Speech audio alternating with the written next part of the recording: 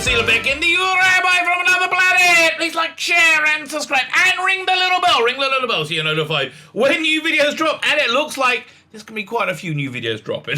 Okay, I'm back in the situation where I was like, was it 2 months ago when Chibnall and Whitaker announced they were gracefully moving on after a successful 3 years, three and out deal. Yes, totally successful. Nothing went wrong whatsoever. It was stunning and brave, and everybody loved it. So I had a good 2 months worth of content out there, and it was literally just drying up. Okay.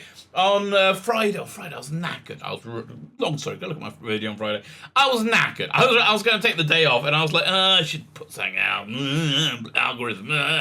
So I did, okay?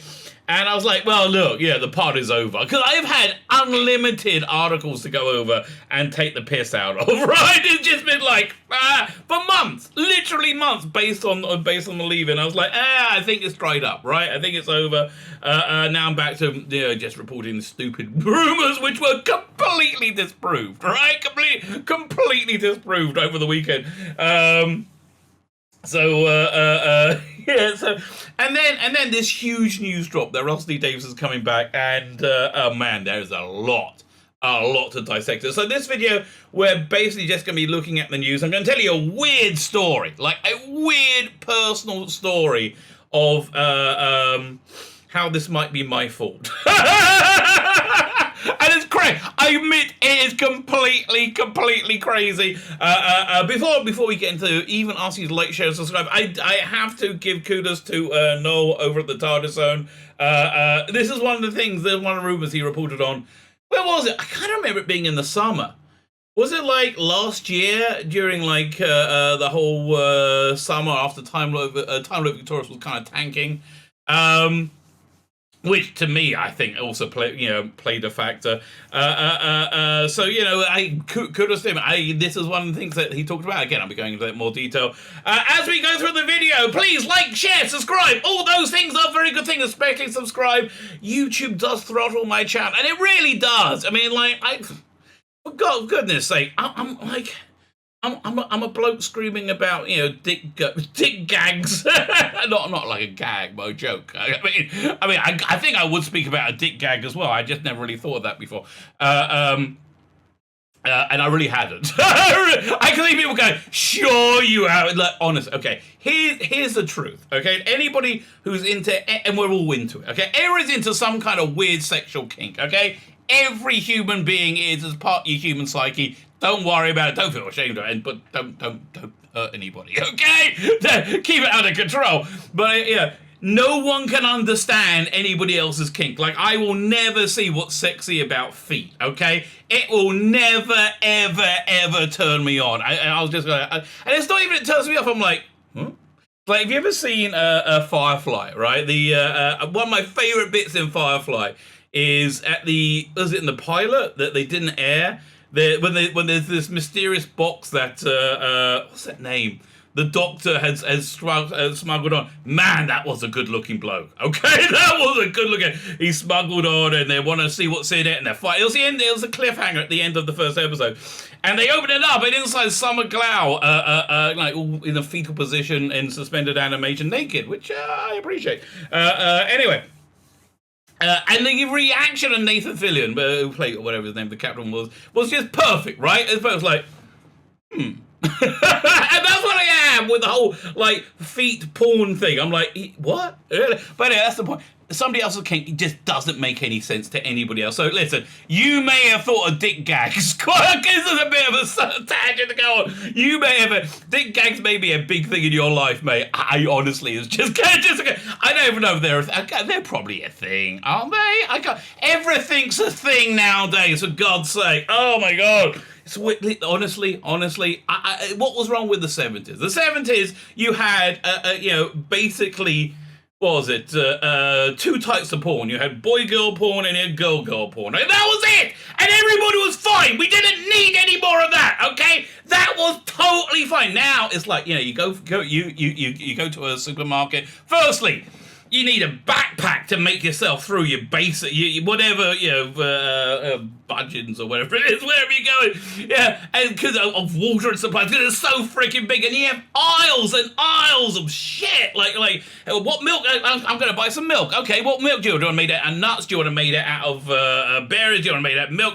I just want moo fuck off cow milk. Okay, that's all I bloody want. Moo milk, right? And no, there's 200 billion things to choose from. That's basically what I feel the world's like. Like, why? We don't need that much choice. Anyway, that was a big tangent. Like, share, subscribe is what I'm trying to say, people. Right? Like, share, and subscribe. Thank you very much. Yeah, I can't hold that because YouTube throttled my channel. For what? Okay, anyway, so if you're subscribed, make sure you're still subscribed. If you're not subscribed, can you subscribe? Listen, if you can share this video as well, that really genuinely helps. And comment, that's really nice. I am very grateful. Finally, my Indiegogo, thankfully. Oh God, I'm so sick of plugging it, and I absolutely love it, right? I absolutely adore this thing, my Indiegogo. It's Rabbi. I'm closing it on Thursday. Thursday, when I do a live stream, it is being closed down then. This will be your last chance to order it. It's ready to go. It's in the car. It's ready. It's loaded up with the printers. I'm waiting on getting a price for the shipping from one printer. And okay, this is how stupid it is.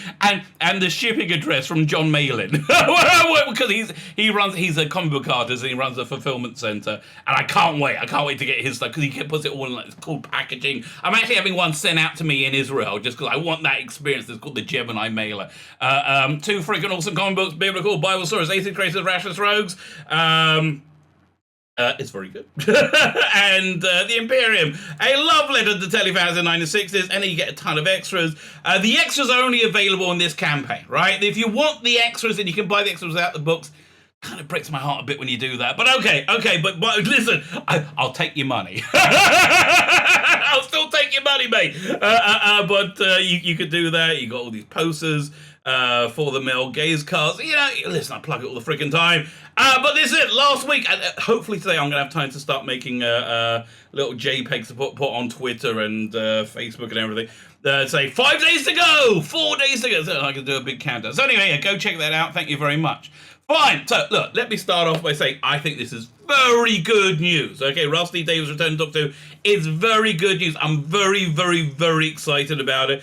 I watched after I did a stream last night. I watched Nerdrotic stream. He had a panel on. I was surprised at how negative everybody was. Look, I'm just very happy by this news. I think it's very good.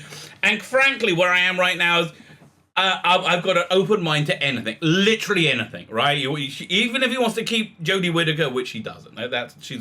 My guess is he's going to be nothing but supportive over the next year or so as Jodie Whittaker finishes off her time. Yeah, it's a great thing. He'll be the biggest cheerleader for it because that's what Russell T Davies. That's who he is. He's a very he's a very professionally courteous person. I think he'd probably courteous in his private life. He seems like a nice bloke. I mean, I've watched a lot of his work, and I think I understand some of his personality from his work. And I like that he's like, it's kind of like the Doctor in that he's kind of heroic, but he has these foibles, right? He has these foibles. It is true. Listen, it's 100% true. He is drunk from the elite's Kool-Aid, sort of. Actually, I'm not even sure if that's the case.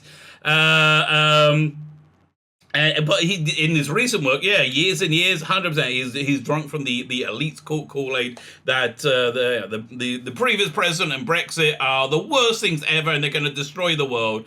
And just real total angst and believing that it was like racism and no, it's all nonsense. So yeah, he is susceptible to all of that, and he does believe it.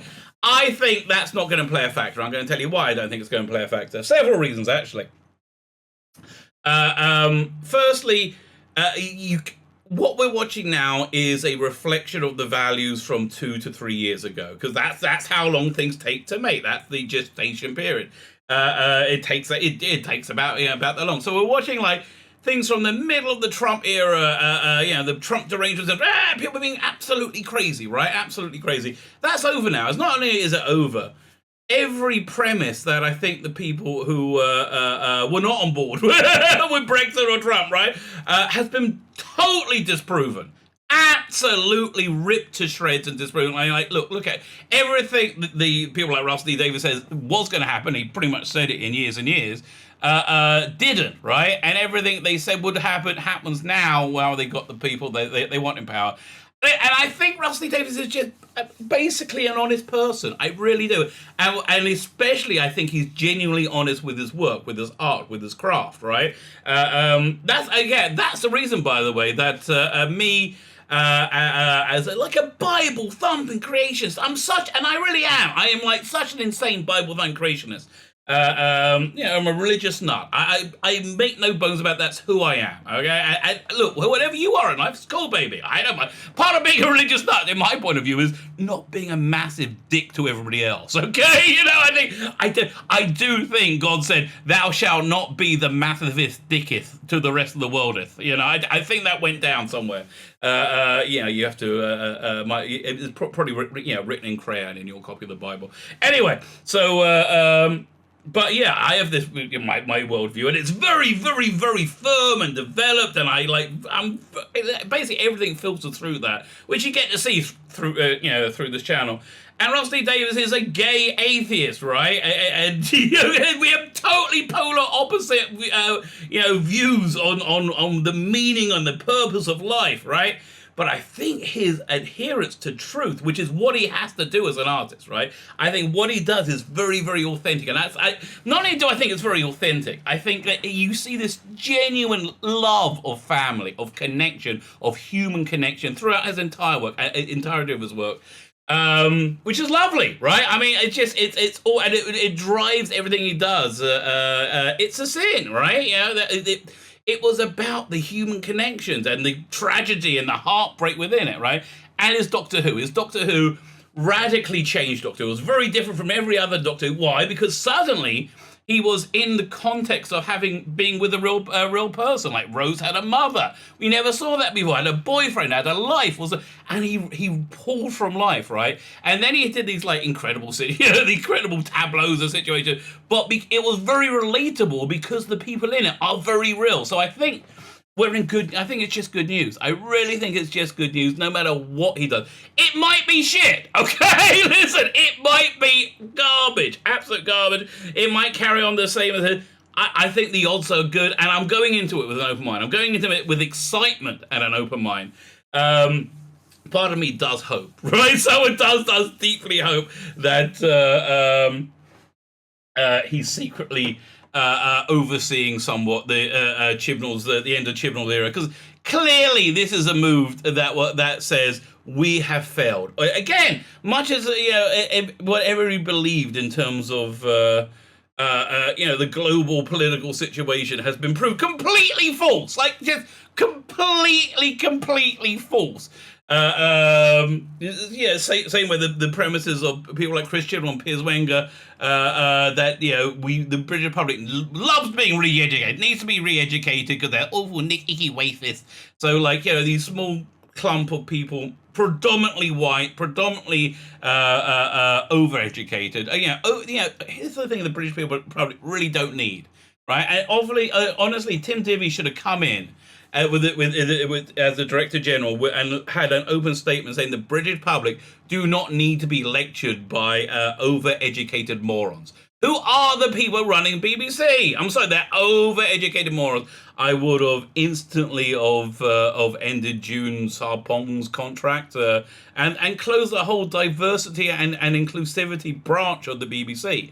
I would have stroked the pen and say, we are an inclusive society. We are absolutely an inclusive society. And then I would take each department and say, whatever, 20% of your programming has to go to black creators, for example, BAME creators, whatever has to do that. And then you get something authentic, right? Something authentically a different culture. And Britain is wonderful. I have to say, I love Britain.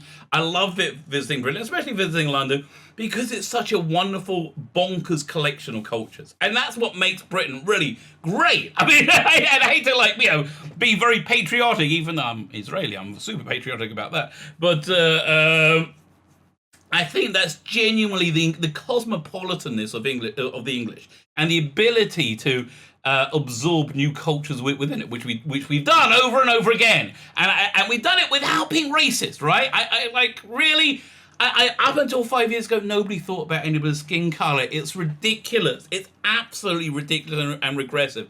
Last time I heard any open racism was in the late 80s. I mean, like, literally in England. That was literally the last time I mean, other than the anti-Semitism coming out the left wing, with Jeremy Corbyn and Labour. But, traditional, like, oh, I don't like black people racism, right? The last time I heard that was, and I'm not exaggerating, it was the late 80s. I was in this cafe with a friend of mine, right? And somebody else was in there, and they're saying, how the blacks do this and that, and they were too racist, right? This guy and his girlfriend, and the girlfriend was like, "Oh, it's true, all right?" And everybody else looks at them. Firstly, I went and said, "God, I do hope they don't know. I don't know. Me and my friend are Jewish. It looks pretty bad." But secondly, everybody looked around at them with disgust, and that was the late freaking 80s. Right? We do not live in a racist society. England is not a racist society. I don't think it's a prejudiced society in any way, shape, or form. I really don't. That's my real core opinion on the matter. So I would have got rid of that department, which is just a massive waste of money, like an incredible waste of money. But I think this sign.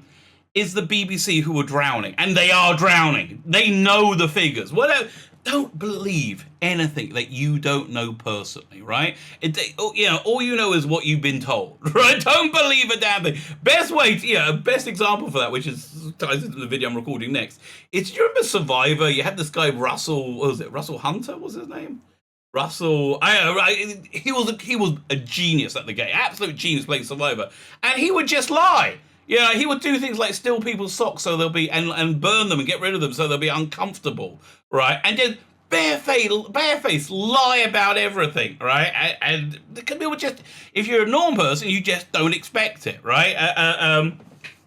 That's essentially the world that we live in. So don't believe a word they say. This is clearly the BBC going down, desperate not to die, because they need, especially as it seems they're going to be a subscription service, they need saleable items. And Doctor Who used to be a saleable item, and it is not. The data says it is not. So, and I think really one of the only people who could bring it back to reality, bring it back to populism, is Russell T Davies. Firstly, you may not know about this about Russell T Davies, but he is in fact a homosexual gentleman. You may not know about me. I'm Jewish, right? Yeah, you may not know, but he's gay. He's very prominently gay. He's on the right side of the fence for the Twitter crazes. That tiny clump of people that have had a stranglehold on reality. However, he knows how to deliver. He knows how to write scripts, and he's delivered over and over and over and over again. So I just think this is really, really, really good news. And honestly, whatever he's going to do, I've got an open mind for. My guess is, look, if I'm putting everything out my arse, and I don't even think he knows yet. My guess is we'll probably see a David Tennant 60th special somehow. It probably won't be a multi-doc thing because Jodie will not be in it, right? I don't think we were seeing her again. But listen. This is what I'm thinking right now on September 26, 2021, right? This thing shows that nobody knows anything, right? This piece of news, which is massive. Nobody had a hint of it, although probably it was released because it was going to be leaked by the Mirror, is the consensus of opinion. But this probably wasn't when they wanted to do the rollout of it. But there's still, because Russell T Davies is very good at handling publicity, the rollout's been done extremely well. So again, I'm open-minded with whatever he wants to do. If he wants to keep the Timeless Child, here's the thing. Anything can be made to work with talent, right? Anything can be made to work with talent. Hopefully that's exactly what we're going to see. We're going to see something being made to work because of talent. So I am very excited. So the other aside I have to tell you is, this might be completely because of my fault. Okay, so how? And if you're not religious, just sit back and listen. This is how a religious nut views the world, right? You often go, well, how do they think that way, right? Like, how on earth do they think? I'm going to tell you the story, and you decide. What the truth is. Okay, I don't know. Okay, I don't. To me, I am interpreting it one way, obviously, because I have prejudices. You whatever you and comment. Let me know, because this blows my bloody mind. So right now, it's the Jewish holiday of Sukkot, which is bit of a pain in the ass. Quite frankly, it's a very like, it's supposed to be a joyous holiday, but it's a bit of a pain in the ass. I mean, to be sure, it's you have to be okay. What you're supposed to, which I can't do. Right, this is too crazy. You're supposed to camp out in a hut that you build outside your freaking house. Do I have any pictures of it? One second. I think I do. There you go. Doink. Oh, there it is. Right, you're supposed to build this booth outside here. Is this it? Yeah, okay, so there you go. This is right outside my house. This is on the side of my house. And you're supposed to sleep in it and eat in it. I eat in it, but I don't. I used to. But you're supposed to camp out, and the idea is that you're living with. You're getting rid of all your not commercial, all this stuff that we have, all your possessions. But you're not really. You're just living without them for a few days. And you're in the clouds, protected by God, right? You're within God. But the upshot of it is a pain in the ass, mate. It's a pain in the ass, and there's just a lot of weird like traditions you got to hear. The other thing is you got to pay anything between 30 to 100, whatever the unit of currency is in your country. Is it pounds? If it's dollars, to buy a lemon. Let me pull it up. buy a lemon and a palm leaf and a couple of willow leaves and I can't remember, whatever you call it. So what do you do with them? You hold them in your hand like that and you wave them. Okay, there's a lot of weird stuff going on here, right? So one of the basic ideas is that this ties into. Okay, and this is going to be a quick aside, right? This ties into the whole golden calf thing, right? So if you're not au fait with the Bible, what happens is go watch Ten Commandments. God takes the Israelites out of Egypt with incredible wonders, right? And does all these miracles, splits the Red Sea, and they get to Mount Sinai, and then God appears to the Israelites, and that's what creates the Jews, right? That anybody defined as a Jew is somebody who has a direct connection to that, or somebody who's converted, right? So that creates the Jews, and God appears and gives them, has a divine experience with the world, right? And then Moses is supposed to go up into the clouds from Mount Sinai and receive all the details of the Bible, of how one is supposed to live, right? That's the idea. So Moses is late coming down. Okay, they calculate he's going to come down on Wednesday. No, he's not down yet. So they figure Moses is dead, right? And they say, well, we've got to find another way, another conduit of connecting to God. So that's how they built the golden calf, right? And essentially, it was an orgy. The Bible says when they come down, there was partying, and the Hebrew word here says, they were. This was an orgy, baby. So Moses comes down. He's holding the Ten Commandments, right? Well, they're actually cubes. They were floating on, and when he sees it, the holiness drains from him because he gets fucked off, like real serious. And the tablets of the Ten Commandments fall to the ground. They can no longer float. They smash. In the movie, he smashes them, right? And it's not good, right? So God then says, these people, these Israelites, they're clearly wankers. Okay, these are clearly wankers. This is what we're going to do. I'm going to kill them all. I'm going to kill everyone, and whoever comes from you will be the people with the covenant with me, right? Because excuse me, the whole Mount Sinai thing was supposed to be like the Israelites marrying God, right? It was supposed to be a union, and then as soon as his back's turned, the Israelites are sleeping with somebody else, right? Again, you don't have to believe this shit, okay? This is just I'm telling you the story, right? So then God says, fine, okay, I'll make a whole new covenant with these people, so So we have this like 7-day holiday of Sukkot, which reflects that. So God puts you into.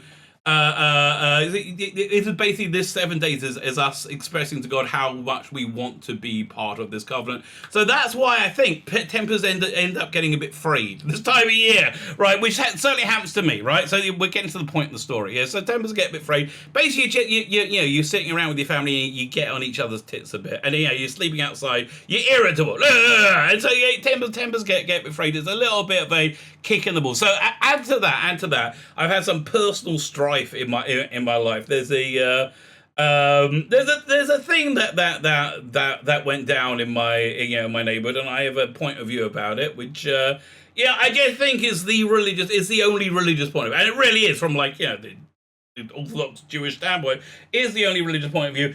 And nobody disagrees with me about that. Just nobody else lives up to it, right? It's just me. It's the weirdest thing. I would have thought, the last righteous man in a town wouldn't be the guy who likes to tell knob gags. So back to the dick gags again. Okay, there we go.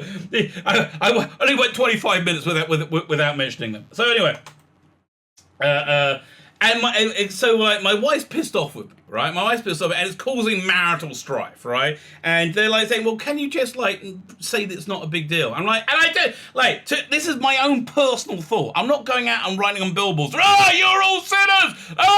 No, I'm just saying, this is messed up, man. It's only in my head, okay? This is only in my head. So it's causing marital strife. And so on Friday afternoon, in the afternoon service, I pray 3 times a day. I'm praying to God. And I talk to God all the time. This could be how he talks back, right? So I talk to God. I was praying. I was saying, look, God, I've gone out on a limb for you. I feel like I'm getting relentlessly kicked in the balls here, mate. I do. I feel like, look, I'm having a row with my wife, and she's pissed off. And honestly, God is the only one that I'm doing that for, right? It's like God, then my wife, okay? And that's the only person that can trump my wife is God, okay? And this is the first time I was going to say it doesn't happen often, it's the first time it happens. So I'm like, this has been a bit shitty, mate, okay? I'm like, I'm not happy, and I'm not in a good place, how do I know? And look, I'm going on complete faith, right? Faith is when you have no evidence to support you whatsoever. In fact, the evidence is contrary to what you think. So I'm going on complete and total faith. I feel like I'm getting kicked off. Can you do anything to let me know you're out there, mate? Can you do anything? Because I feel like I'm blowing into the wind, right? I need to see something crazy. I need to see something insane. And it doesn't have to be big. It can be only I can see it. I don't mind. And I'm not asking you to do a miracle. Just somebody could, I could be, this is how I feel God interacts with me, because God's God. He doesn't interact with, he's not a finite being. So, somebody could just say something to you out of the blue, which synchronizes into what you're thinking about at the time. That sort of thing. So I need to see something crazy, mate. I need to know you're there. I need to see something again, it's only me. You don't have to, I'm not asking for a miracle. I'm not asking for a burning bush, right? I'm not asking you to split the Red Sea. I'm just asking for something that can make me go, there's a God out there. There's genuinely a God out there. This needs to be crazy. It needs to be insane. It needs to be something really that demonstrates you exist. And then an hour later, this happens. So, I don't know. This is how religious people think about things. So I don't know. Was it my prayer that made this happen? Or more likely? This is more likely. If God is an infinite being with infinite control over all this reality, right? God can nudge things in a certain way that lots of people, like myself, end up praying at the same time, and we all get answered together. Either way, I think it's fair to say this is an answer to my prayers, because really, the chances of Doctor Who not being destroyed now are really so much better than they were 3 days ago. And do not thumb your nose at this, because don't look, a gift horse in the mouth. Look at the Star Trek fans, and I'm a Star Trek fan, but look at the super Star Trek fans. Star Trek's over, right? Star Trek is like Buck Rogers. right? Star Trek is gone. It's over. Star Wars is over. It's over. You know, Book of Boba Fett. Nobody really cares. It's like they're saturating the market generally with garbage. MCU, it's over. Marvel Comics, it's over. None of those franchises have any hope. DC Comics, over. Right? We have hope. We here in the Doctor Whoville have genuine hope at last, which is just wonderful, right? I think it's just genuinely wonderful, and I'm very happy about it. So, let's look at the actual announcement, right? Which again, just stunning. It absolutely stunning. It's yeah. What's a miracle? A miracle is something that you thought was impossible suddenly happening. You know, like I think the 6-Day War in 1967 was miraculous, and in fact they don't teach it in any military academy because it doesn't make any sense. The Jews should have been completely wiped out by a massive force that completely overpowered us, right? We got insanely lucky, yeah, or there's a god, one of the two, you know. There's only, you know, either way we were either insanely lucky or one of the two. You know, or God was looking out for us. What? Yeah, it's so that. But now looking back, it's like it seems mundane. Miracles always seem mundane when they come into reality, because reality is mundane. Yeah, miracle has to happen within the we call it derech hateva, be in the natural state of the world, right? It can't. I mean, like, I don't think we're seeing, you know, supernatural events in the near future. Maybe, I don't know. Honestly, I don't know anything. But this to me, I think, is miraculous. Russell T Davies returned as Doctor Who showrunner in a shock move, and boy, were we shocked? Yes, the former series boss is taking over again after the departure of Chris Chibnall and Jodie Whittaker, clearly signaling their utter failure. Yeah, why not Vinay Patel, right? Oh, what about what's the name who wrote the Haunting on Villa? Oh, now I'm gonna look it up. Fine, one sec. Let's look this up. Doctor Who episode guide. So look, this also means that probably Jodie is going to be canified again, right? I'm fine with it. Be honest with you, I'm fine with it. Like anything that Russell T Davies does, I'm really on board with. Where was this? What am I looking up? Oh, here, this one. Who wrote this?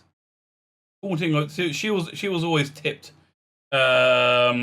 Maxine Alderton. Why not Maxine Alderton? What about what's her name? Where is it? Rosa. Who wrote what's her name? Who did Noughts and Crosses? Rosa, written by Mallory Blackburn. Why not her? No, yeah. Why not any of these stunning and brave choices that have been the direction of this era? Because it's failed. That's why. Because it's an utter bloody failure. That is why. It's a move that no one saw coming. Ain't that the truth? No one saw this coming. 11 years after he waved goodbye to the series, he successfully brought back to life. Ex-Doctor Who showrunner Russell T Davies is returning to steer the TARDIS into a new era, taking over from the outgoing Chris Chibnall and repairing the terrible damage he did. In fact, here, let me show you this. This is funny. I like, what great example of what the state of play is in this. Then here, let me show you this. Where is it? Come on, open up, baby, open up. Okay, I'll just try and open this in a new window then.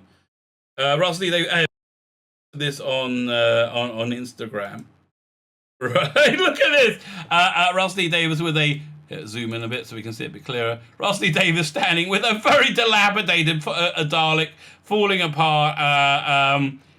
Basically say, "I'm here to save you, mate." Okay, I'm here to save you because it's this crew. So yeah, this is the other thing that we've really got going in our favour.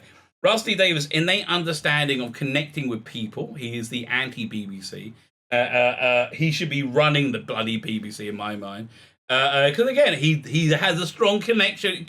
All his work is about connection, human connection. And I think he's very upset with how much the BBC and Doctor Who have been absolutely devastated by idiots, by blithering idiots. So yeah, I think that's going down. So yeah, and for me, I think it's just a clear admission things have gone wrong, and we need to find some way of saving this. I think it was either this or Stephen Moffat or going off the air. I assumed it would go off the air. I thought it was going to be gone for 5 years. Well, you see my videos. I really genuinely did. What can we expect though?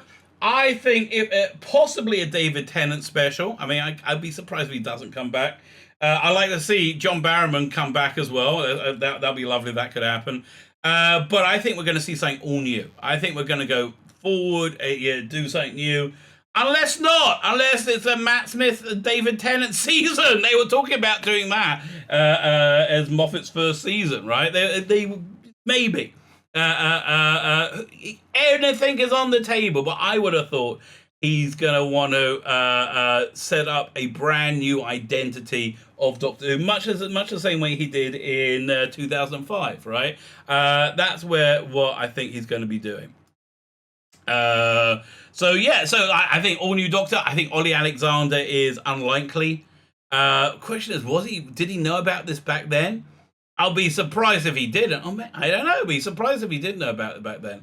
But who knows? Listen, we need a Writer's Tale Volume 2, Volume 3. I mean, the downside is Ben Cook's back. Okay, Ben Cook, after spending years shouting at people on Twitter, has now got legitimacy again. Okay, well done, Ben Cook. I don't care. It's coming back. I think Doctor Who's coming back now. I'm really, really excited because I love Doctor Who. Okay, the bottom line is I love Doctor Who. And frankly, I love Russell T Davies as well. So, up for absolutely anything. Davies will be taking over the 60th anniversary year in 2023 and series beyond. So, I think this again, he's trying to set up a template. BBC are partnering with his Dark Materials production company Bad Wolves to create the series, run by Julie Gardner. Julie Gardner was part of the three that rule as one.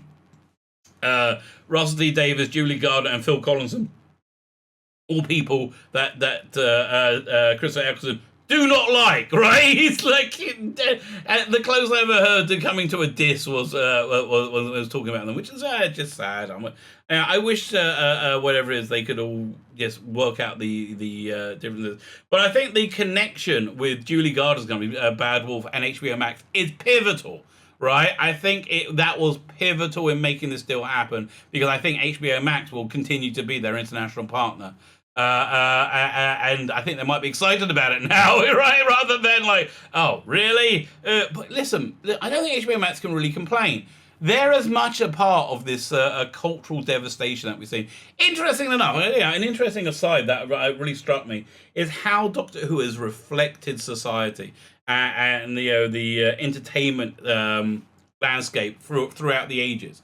Right, it's always been a very, very close reflection about how the entertainment, which I think is reflective of society, changes throughout the time. And in that context, Jodie Whittaker's Doctor Who fits in perfectly. Like, this is the time when we had a cultural revolution and everybody went insane, right? And everything turned to garbage. But again, I think this is the BBC drowning, terrified, desperate to save one of their assets which they destroyed, right? There's so much, they should be doing this across the board. They should just bring back Top Gear with Jeremy Clarkson, right? They should just say, we were lecturing dicks. And you know what? I think in an instant, the British public will turn around and say, we want you back, right? I thought that when The Mandalorian came out, people were like, I am done with Star Wars. And honestly, Star Wars is not what it used to be. But I am done. Yeah, it's not a question of it not being what it used to be. I'm done with it. I'm not going to watch any more of this crap or this really garbage tier production. I'm not going to. And then they brought out Mandalorian, which must have gone under the radar that first season because it was like Star Wars. And everybody was like, I love this. And I think this is the same of the BBC. The BBC just rebooted EastEnders, got rid of the. I really got to see one of these new EastEnders that can't get over 2 million viewers. I got to see how bad it is. But I think they need to just reboot EastEnders, clear out the relentless amount of representation, which is just ridiculous. I'm sorry. Trans people are few and far between, and most of those are jumping on a bandwagon in my opinion. But no, they're so visible and everything. I forget the drag race crap. For God's sake, that's just weird. If you want to put it on BBC Two at 11 o'clock at night, fine. But like BBC One on Saturday night, 7 o'clock, it's just weird. Okay, that should not be family viewing. People demonstrating their frankly odd sexual fetish, which is what drag queens are, which is fine. I don't mind if you have that reasonably odd sexual fetish. As I said earlier, nobody understands anybody else's sexual fetishes. I don't mind that you have it. I do mind that you're saying that, oh no, this is totally normal. It's not, okay, BBC, it is not. I think one of the first people to tell you that would be Russell D. Davies. Dark Materials Production Bad Wolf. I'm beyond excited to be back on my favorite show. I would love to know. I'd love to know how they got him back. I mean, honestly, I think a big part of it is his love of Doctor Who, which is so clear. What greater sign of his love of Doctor Who was how much Doctor Who he put out. Sarah Jane Adventures, Doctor Who, Torchwood, and they were all great. Everything was good, right? Do you remember all that merchandise? Because we all loved it. So yeah, I think that is a major factor. But we're time traveling to see right now he's going to be flag waving Jodie Whittaker. But we're time traveling too fast. There's a whole series of Jodie Whittaker's brilliant Doctor for me to enjoy. You don't watch it. Shut up. If you did, you wouldn't say that. Listen. This is professionalism. This is not endorsement. With my friend and hero Chris Chibnall at the helm. I'm still a viewer for now. Aye, mate. Listen. One is blessed indeed to have Russell D. Davies having you back, because you're very erudite. It's monumentally exciting and fitting that Doctor Who's 60th anniversary will see one of Britain's screenwriting diamonds return home, added Chris Chibnall in their mutual masturbatory session. Russell built the baton that is about to be handed back to him. Yes, there's a reason for that. Doctor Who and the BBC and the screen industry and world, and let's be honest, everyone in the whole world have so many reasons to be very excited indeed about what lies ahead. My God, Russell D. Davies just had me agree with Chris Chibnall. Okay? Oh, so again, I think this is very, very clear signs of the coming of the Messianic age. There have been much speculation about who could be in the frame to replace Chibnall. We thought no one, after his departure, was announced earlier this year, alongside Jodie Whittaker. The likes of Toby Whithouse, yes, Sally Wainwright, and Mark Gatiss moved as possible replacement. What? No Vinny Patel? Really? But why? Why no Vinny Patel? Why not Maxine Adder? Why? But you said they were the greatest ever. Really? No Mallory Blackman? Really? No? So strange. It's so odd. It's almost as if you've been full of shit for years, isn't it? Or has it been you lying out your ass for years? Yeah, when push comes to shove, meritocracy comes back. And that ain't the truth. However, it's safe to say that former showrunner Russell Davies, who rebooted the series in 2005, now he revived the series in 2005, and turned the defunct TV show into a world-beating franchise. Oh, God. The defunct TV show, cocksucker, okay? Defunct TV shows don't have ongoing magazines dedicated to them. Defunct TV shows do not have strong audio drama companies built entirely around them. Defunct TV shows don't have, highly subscribed to book ranges, right? Defunct TV show, no, it's defunct now. That nobody's freaking interested in it. But defunct TV show, screw you, mate. The world-beating franchise. It was, and honestly, before it came back, everybody thought it would fail. Every single person thought it was going to fail. However, it's safe to say, it's safe to say that former showrunner, blah blah blah, with Davies moving on to acclaimed original series like Very English Scandal, brilliant. Cucumber, never seen it. I got to give that a try, and it's a sin. Honestly. I'm vaguely interested in the life of gay men. Okay, I'm like, yeah, I'm not disinterested. I think that's a fair say, and I like it if it's a story that is something I've got some personal connection to. Like, it's a sin. But generally speaking, Listen, you know what it's like. On Friday, this news dropped, seemingly answering my prayer. Okay, this news dropped, and then it's Sabbath. I'm offline, and I'm walking around. Nobody, absolutely nobody, absolutely like has any idea of the nuclear explosion that's gone down. Right, and that's basically what it's like. It's just it was weird having this like massive news and like nobody to talk to. I'm so glad that I could come back online. It's a sin.